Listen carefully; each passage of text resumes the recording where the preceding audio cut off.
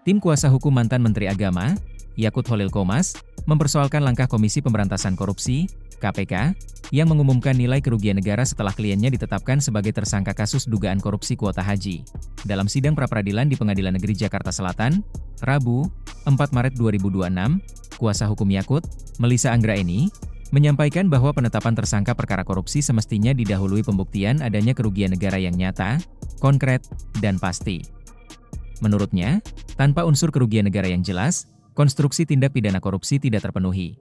Ia menegaskan bahwa pembuktian kerugian negara bukan sekadar potensi, melainkan harus berbasis angka yang sudah pasti sebelum seseorang ditetapkan sebagai tersangka. KPK, kerugian negara 622 miliar rupiah berdasarkan audit BPK.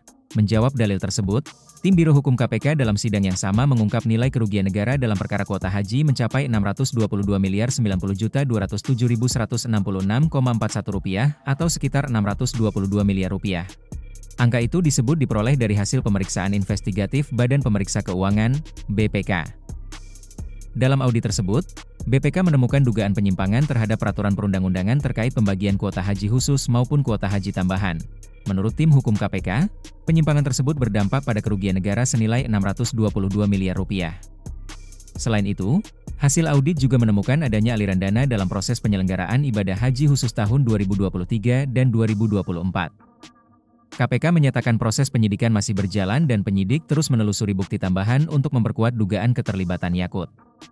Upaya itu dilakukan melalui pemeriksaan sejumlah saksi serta permintaan keterangan ahli.